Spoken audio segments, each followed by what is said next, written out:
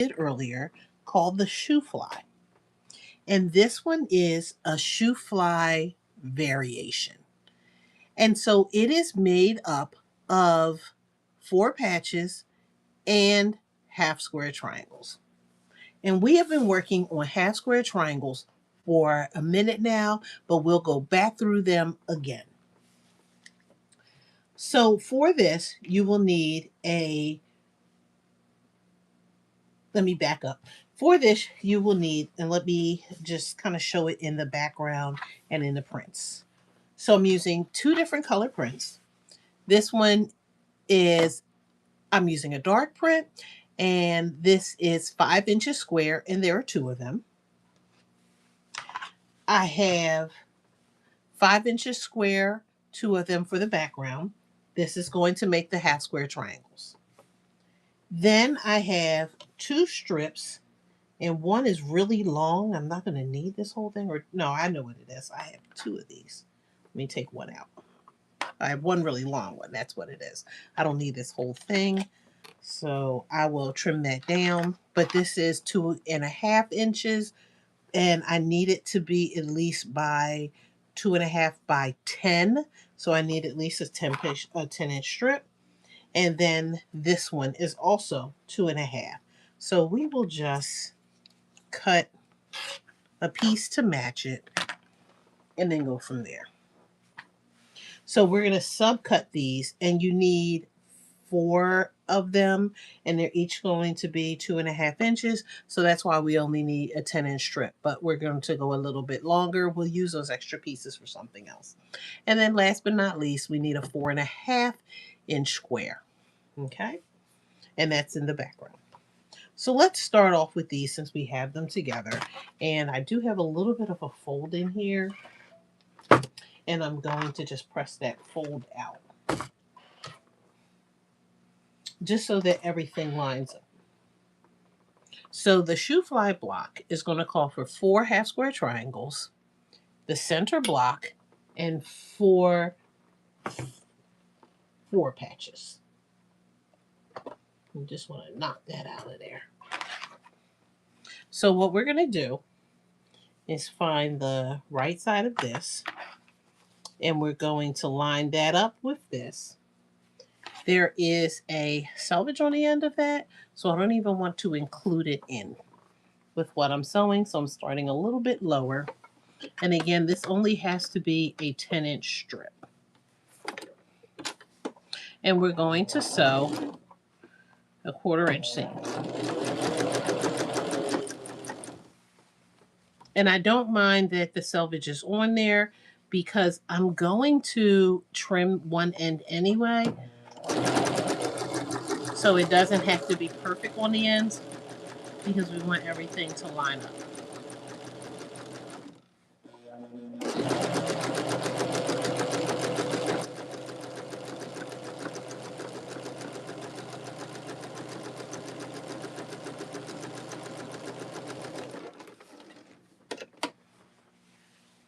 Okay. So there are a couple ways that we can do this.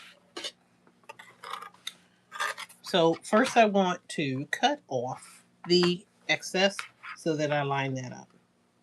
And we can press this open, or we can leave it like this and cut it from here. Either way, it's fine. It's just this way you don't really have to worry about that seam being open and being flat. So we'll cut off that extra.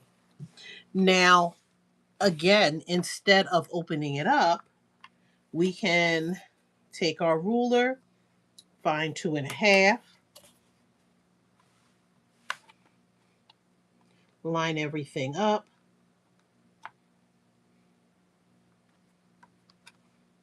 and make our 2.5-inch strips this way.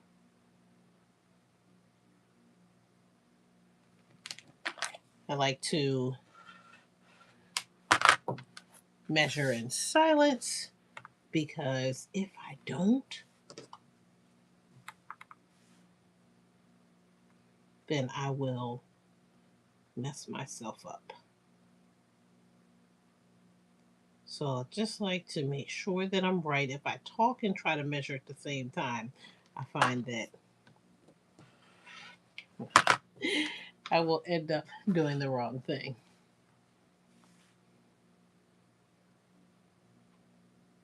And also, as I'm cutting these, I'm thinking about what I said, and I need 8 of these, not 4. So this had to be by 20.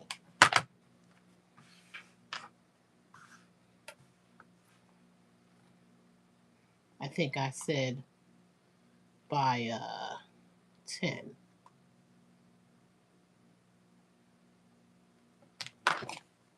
But you're cutting 8, not 4. So I'm just measuring them out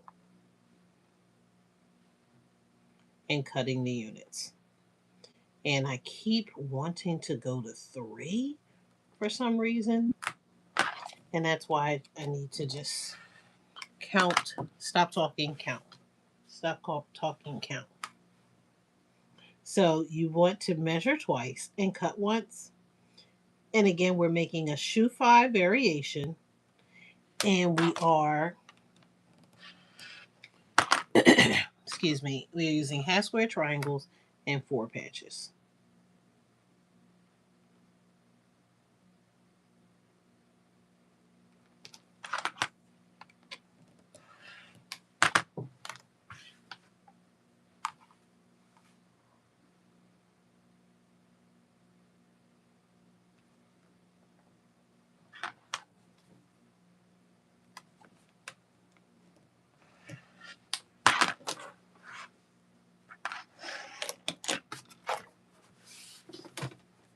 Oops, wrong file.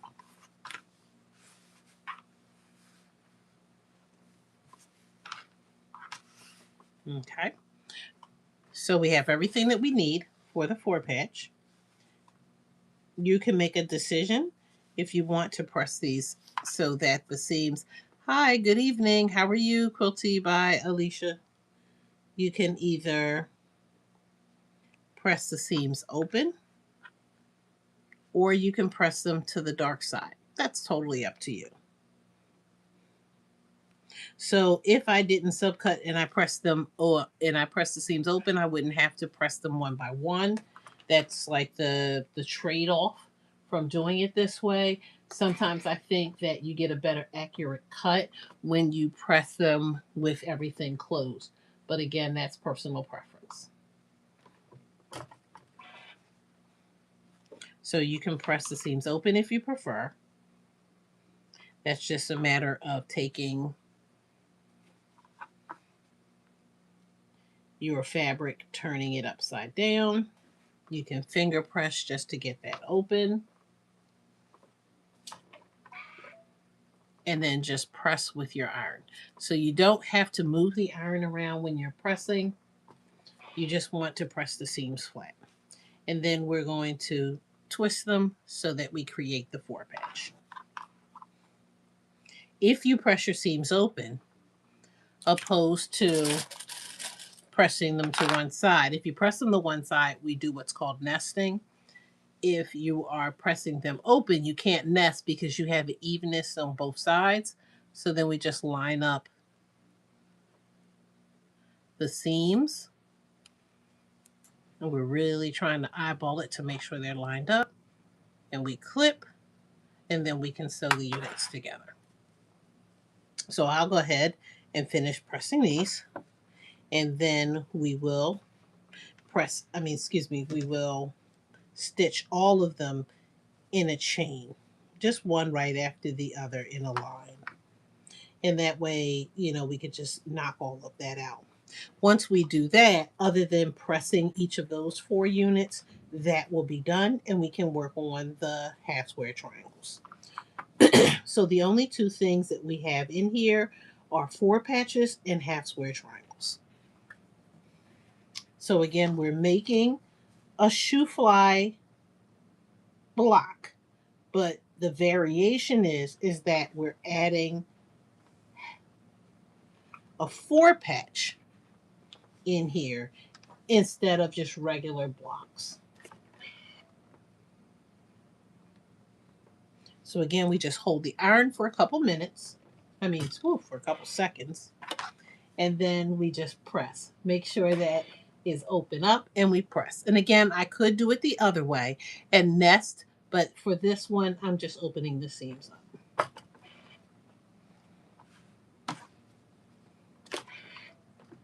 There are people who live by the seams being open.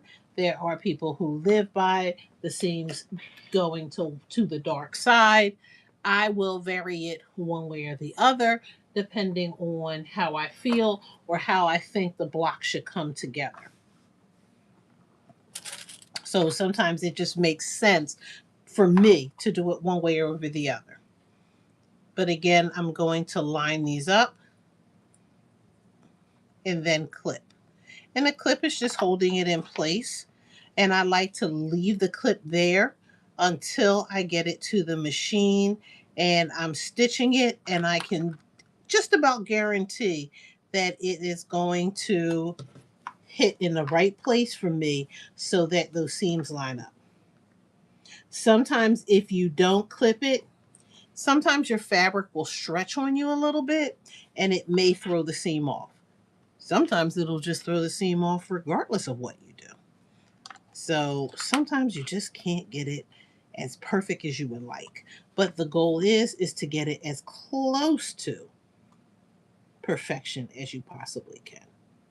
But there are a lot of quilts that I have seen that have not been perfect.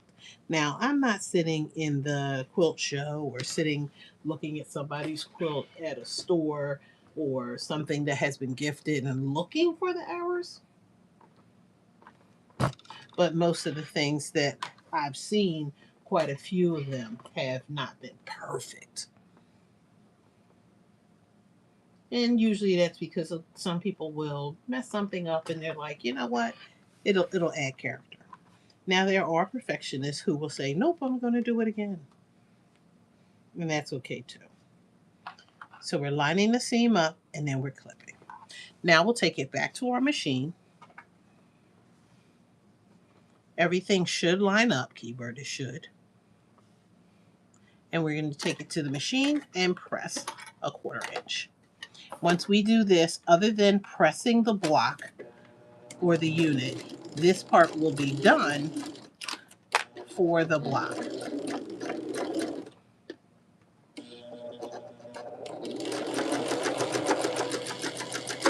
It's one. Just make sure everything is lined up nice and evenly.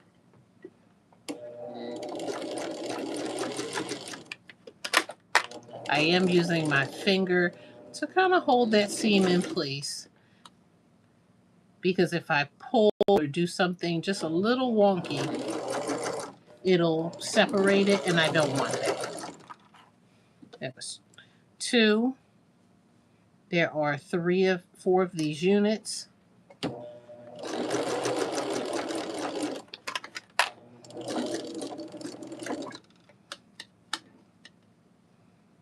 I think I want to say that I said 20. It's not 20. Is it 18? There are 16 total. So we had 16 that we had to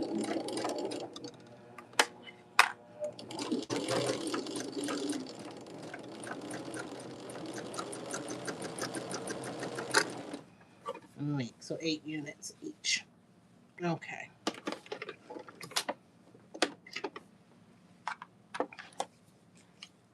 And it'd be too much like right for me to pull those scissors. So I'm just using my rotary cutter to cut the threads in between and then that little tail off. So now when I open this up,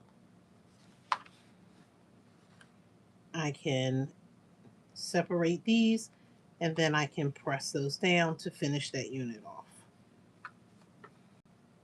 These squares should equal 4.5. So I am making a 12.5 inch unfinished block, a 12-inch finished block. So each one of these units, when I measure them, should measure 4.5.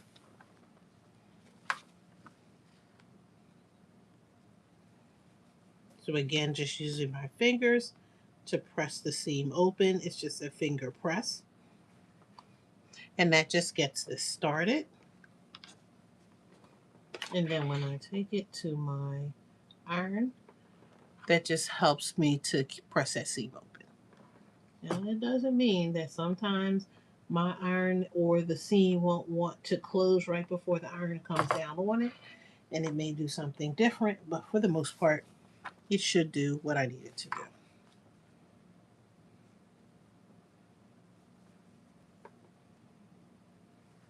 So just using our fingers, and that helps when we take it to the iron to make sure that it's almost open, so I can just lay that iron flat on top of it.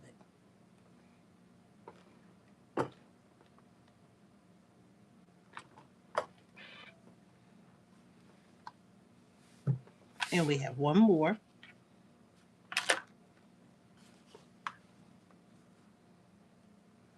That we need to press open. So now we're going to make our 4 half square triangles. So we need 2 pieces of 5-inch square fabric in the purple I have, and in the background for the gray.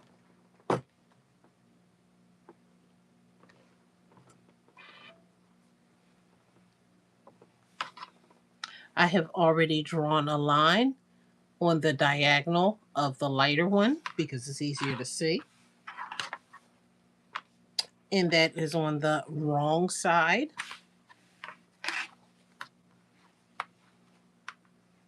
There's a dominant side of the batik that you want to use. You can use it. It really doesn't matter with batik because usually it's the same front and back. There are a few exceptions to the rule. So you do need to check your batiks just in case. Sometimes the dye is more pronounced on one side of the batik than it is on the other. Sometimes they will add like gold flecks or something like that, and it's only on one side because they printed it on that side or splashed it on that side.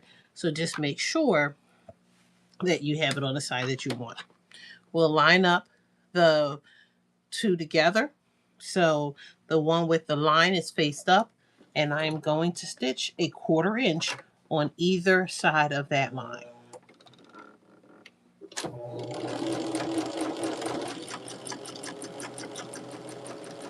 In this case, some people will stitch a scant 1/4 inch, and a scant 1/4 inch is nothing more than like a couple hairs off of that line.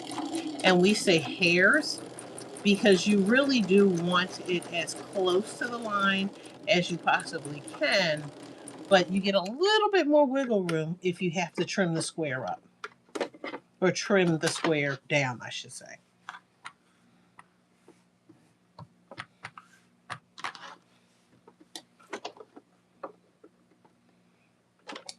So there already should be some wiggle room in this because the pattern that I use called for a 4 7/8 inch block, and I'm not a fan of working with eighths because it's bad enough if I'm trying to see 4 3/4, 4 or 5, but me trying to see where the eighth is even a little bit more difficult for me. So I will round that up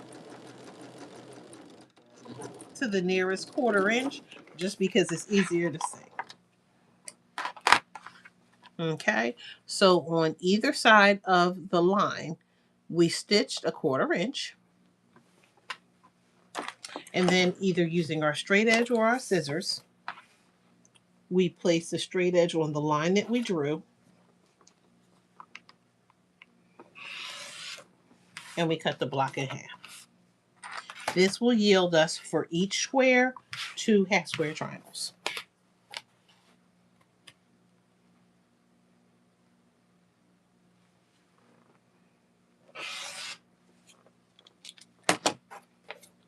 Okay. Again, you'll make a decision when you take it to your iron. You can either press to the dark side the fabric to the dark side, or you can press the fabric open. That is totally up to you. So if you want to press them all to the dark side, you take your dark side of the half square triangle and you face that up on your ironing board. You give it a good press. They say it helps to set the thread or to flatten the thread. And then you open it up, which means that the seam is automatically on the dark side. And then you can press with your iron. You don't want to do a lot of movement with your iron when it comes to half square triangles because you cut it on the bias, and the bias is the stretchiest part of your fabric, and it will cause warping and waves.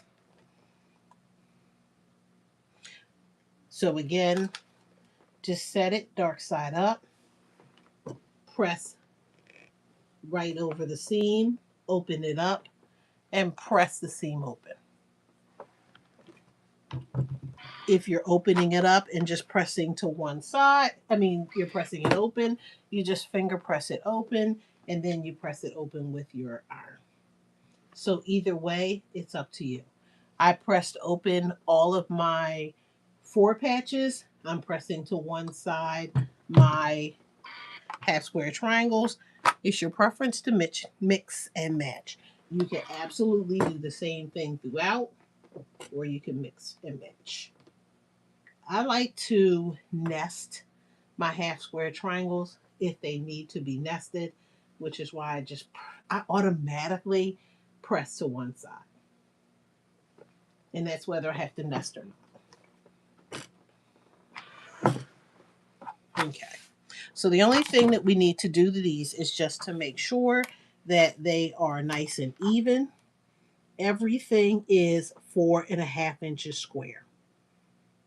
So I'm just using this as my guide. It doesn't have a line down it because it's one of the cheaper rulers. But we use our cheaper rulers just like we use our expensive ones because they all cost us money. And I'm just lining everything up because the important thing is to get that diagonal to go through the corners of those squares on the ruler. And we're just trimming the block a little bit in each one so that we get 4.5. I don't like to go right down to 4.5 the first time because I find that I get straighter lines if I go just a little over 4.5 the first time. I trim on the one side, and then when I get the second side, the second 2 sides, then I feel like I get better accuracy.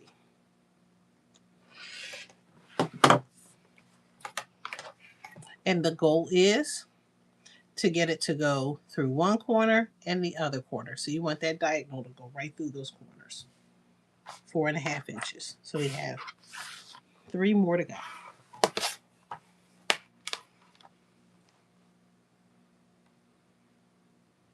So we are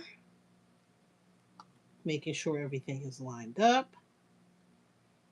And this accuracy of doing this is really going to help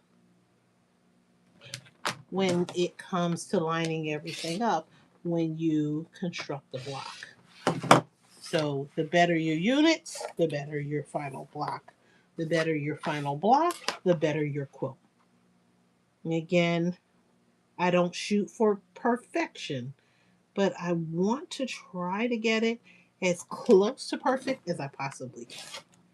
I'm okay with a little bit of flow and error, but I don't want it to be so far off that it just looks wrong. That's 2. And then we'll be ready to lay this out and then stitch the entire thing together. Most of all of the box, with the exception of a few, come together like a 9 patch. So because they come together like a 9 patch, I've been using the same technique to put them all together.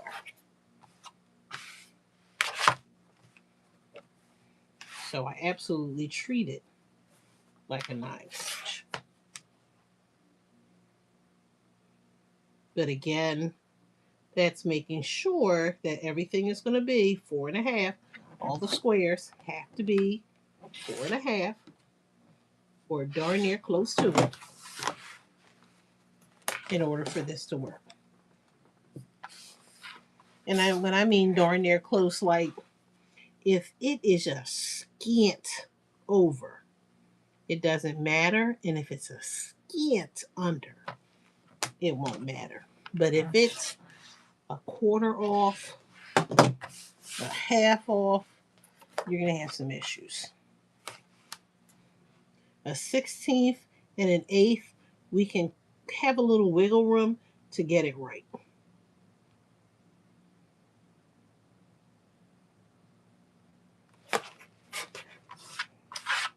I think I did something wrong here, and I want to fix it.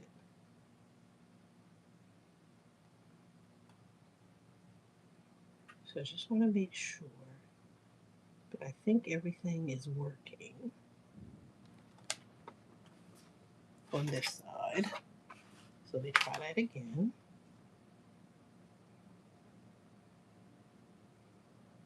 I didn't take much off of this side.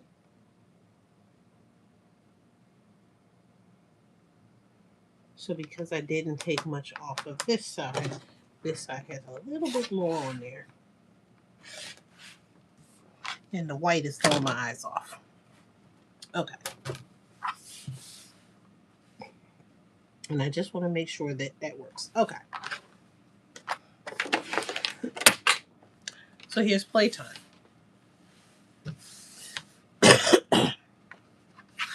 Shoo Fly Quilt block typically looks like this. And then usually the center is the same color. So, and then you build out the background out here. What we're doing is we're now using these in place of the background because we're modifying it.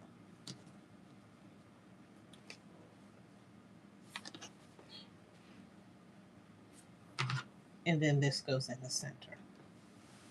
And I'll slide that up. Okay? Now, it could look like this.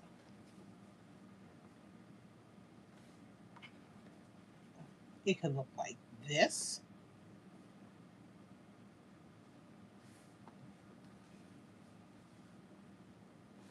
So you can determine how you want that to look. So this can look any way that you prefer. You're going to decide what that looks like.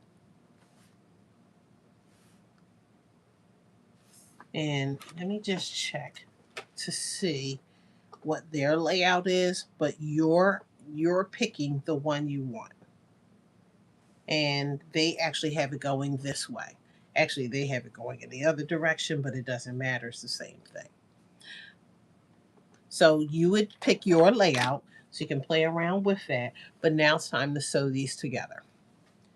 This is a 9 patch. There are 1, 2, 3, 4, 5, 6, 7, 8, 9 patches, or 9 units.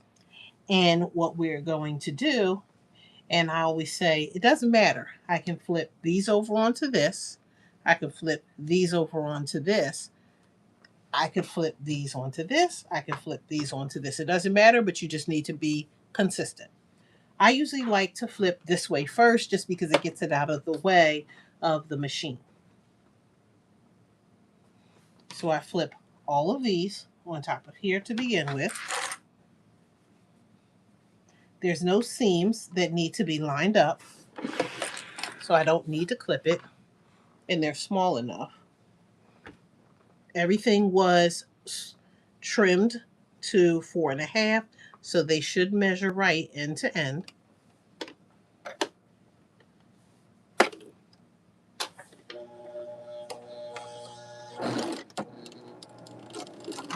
Back up a little bit.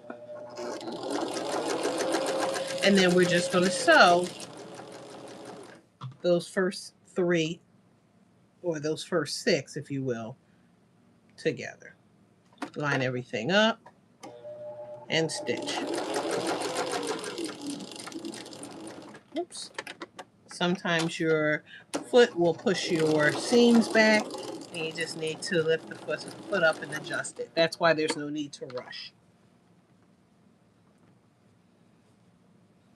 Absolutely. That's one of the things that I like, and it gives you options to decide. Like, one of the things that I will do is take a picture of the block, and then I will make copies of it. This is if you don't have a quilt program, but I'll make copies of it, and especially you could do it with AI now, and then I'll see, do I like it like this?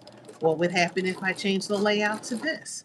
So you can play around with the layout to decide how you want it to go. Okay. We don't need to press yet, but now we can open this up. And I like to open everything up because sometimes I mess up. And because I will mess something up, I want to make sure I have it in the right order, the right direction. I didn't reverse something by accident. So I should still see it in the way I want it to go.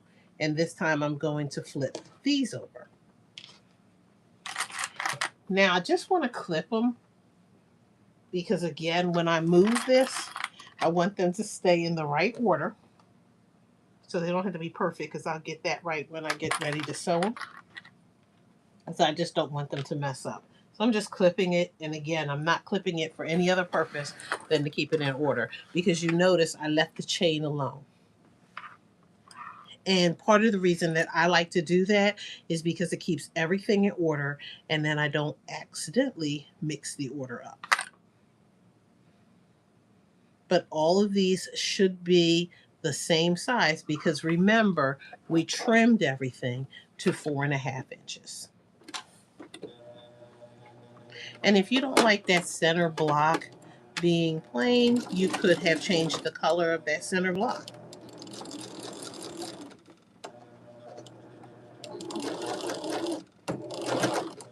So I'm just making sure that the seams stay flat.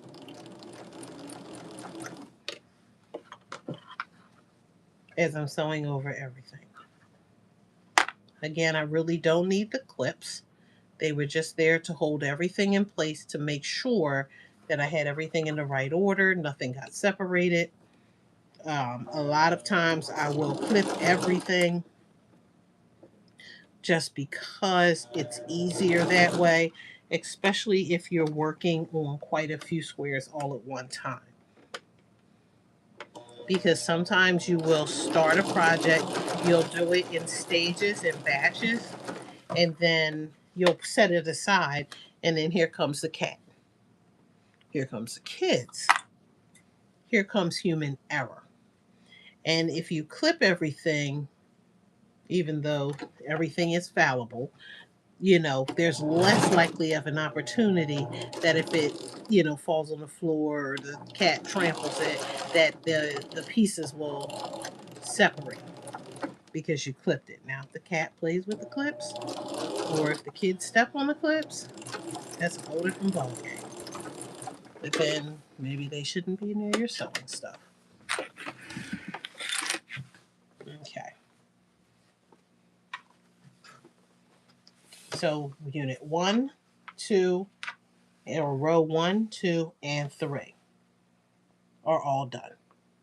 So now we can take these two back to the ironing board. And now what we're going to do is press. Again, your choice. You press open.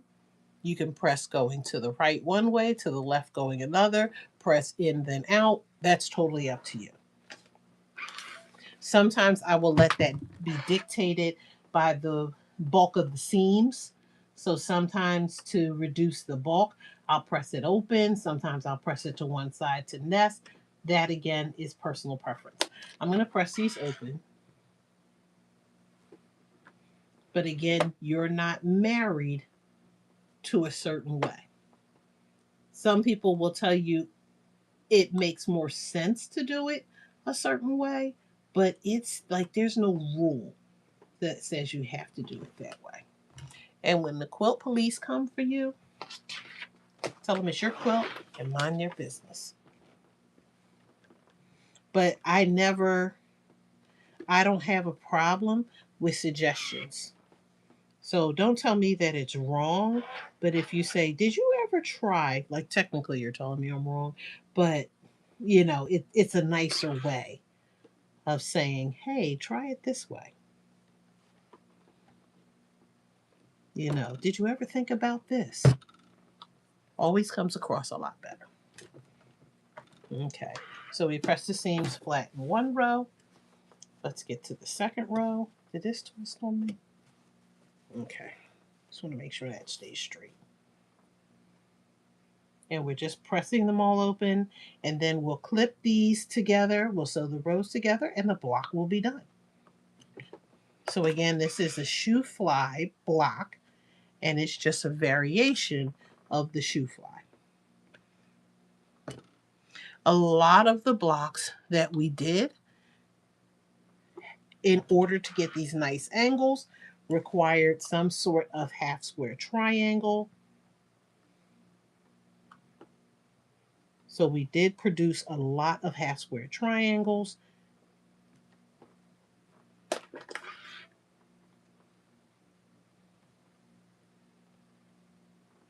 But there are a lot of blocks that just require blocks. A lot of the blocks that we produced, there were 9 units to them. Whoops. And so therefore we treated them like a 9 patch. There was a block that had 16 units, and we treated it like 4 different 4 patches. So if I can see a 9 patch or a 4 patch in it, I'm going for it. Because I just think it's easier to put it together and to put the finished result together in patches than it is to try to put them together in rows. Like a 9 patch row isn't too bad, but like when you get to 25, 30, they can get really long, and it's just easier for me to work in smaller patches and then put the patches together. I feel like I have more control over the quilt than when I do it that way. And again, that's just personal preference for me. So usually if I can avoid it, I don't sew anything in rows. Okay. So all of these are pressed. So we have those nice and flat. And we can turn two rows, one on top of the other. We didn't cut the threads, so they're all still attached. So it helps us to keep the order. That's really the only reason why we do it. We're going to line up the seams and clip.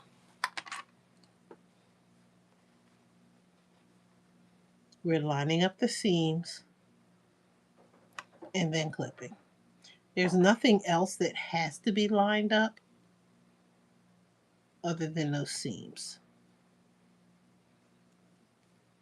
If there was something else to line up, then we would line those seams up as well, but these are the only ones that we have to line up.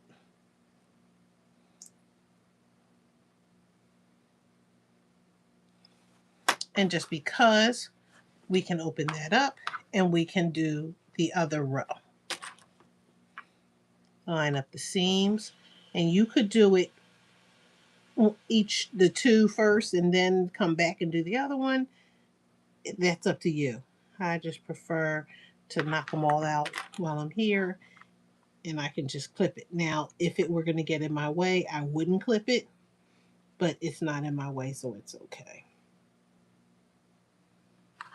Okay, so you can start to see that block coming together.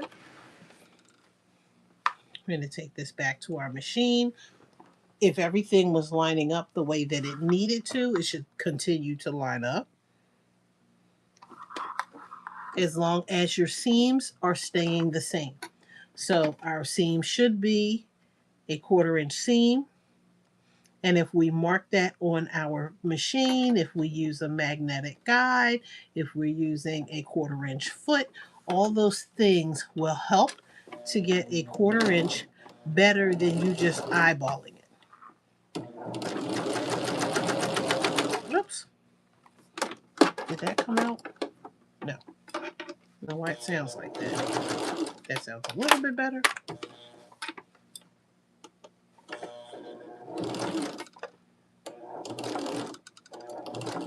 Get right over that seam. Make sure everything is lined up. Making sure that my seams don't get pushed back by my sewing foot.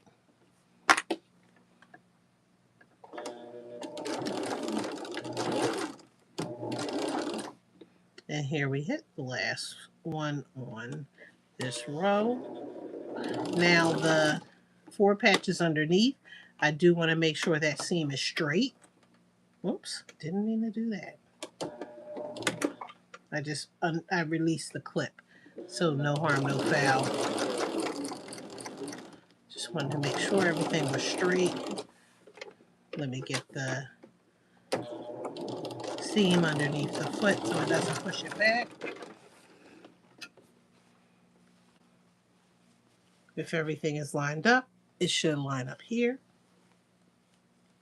It should line up here, but you know, it doesn't matter because we can't even see that side. Let's flip this over. I pulled the clip out here, so I'm just going to make sure and push it back up in here.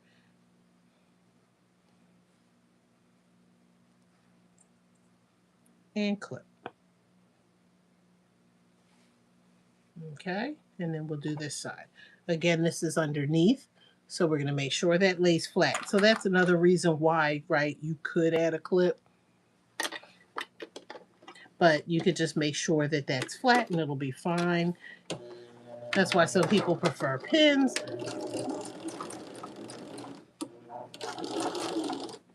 So it's flat. I'm using my finger. I don't want to get too close to the needle, but just enough to hold it flat. And that's why I take my time. I don't rush because I can get it underneath that needle. And there is like a guard with this foot. So even if my finger got too close, it shouldn't go, I mean, unless I'm just being careless, it shouldn't go under that needle anyway. And the last one, I have just to make sure that seam is flat. It's not the end of the world if you twist the seam. You just have to press it flat, and usually I press it flat in the center.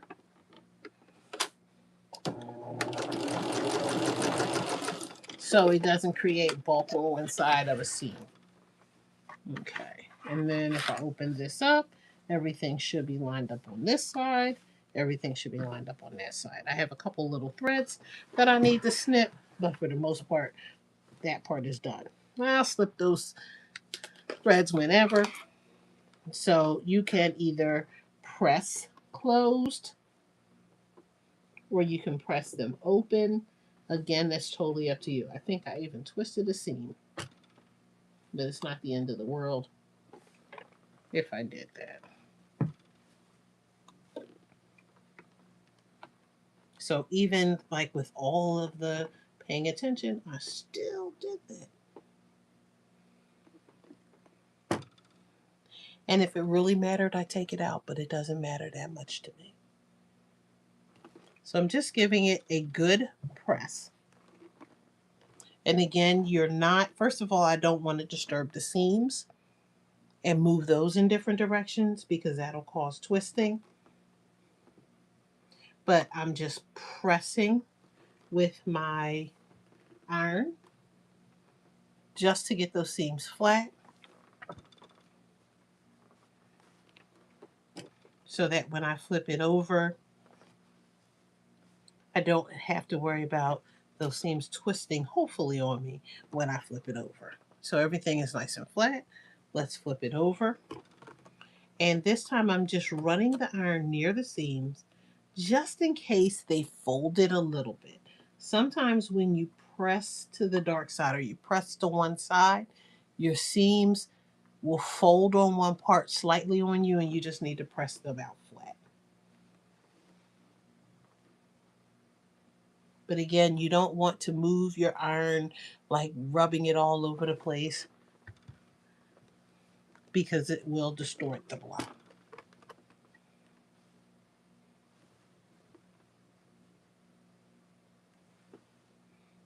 And so the 20 blocks that I've done, some of them I use on a regular basis. You see those more often. And sometimes this is like a first. So this variation is a first for me for using this block. So this block is new to me. And I thought it was cool when I saw it. When you do these, and sometimes you'll see this like kind of pop up on you, that's what spray starch is for. So you don't need a lot because you don't want to wet your fabric. You just want to mist it. You want to slightly dampen it because that's what will help to flatten out those seams a little bit more. And you could wait until the end of the project or you could do it right now. But you don't want to use a lot because if you didn't pre-shrink your fabric will try to shrink on you when you, or seize up on you a little bit while you are ironing the fabric out and using liquid. That's why typically we use a dry iron and not a lot of steam.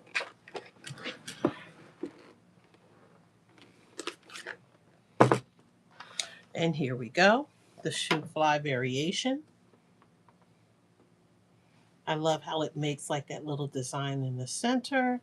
And I could just imagine like what that would look like because all the blocks would look like this in the center of each one if we did multiple blocks with this, just this one block.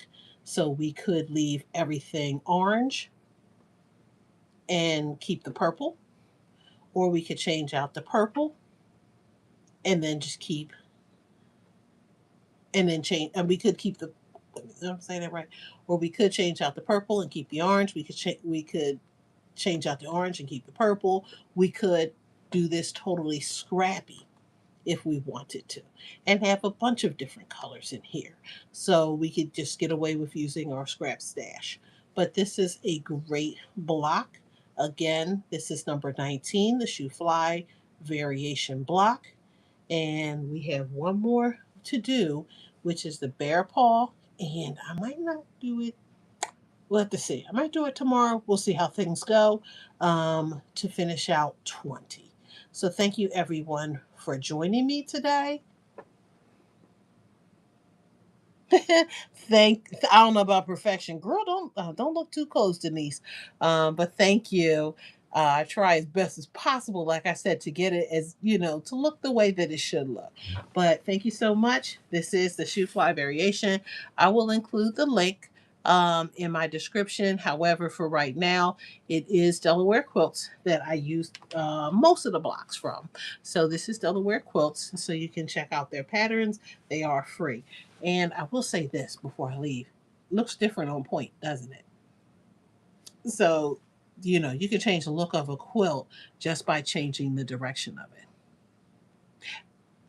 it. So it's G. So my main name is G. So it's Jennifer G and my last name is Hale. So people think G, but it is G. So thank you, thank you, thank you, thank you, Denise, and everyone else for joining me. Thank you. Make sure you tap the like and you subscribe. I will do other videos, and always inbox me or send me a message if there's something you'd like to see. Until then, have a great day or a great evening.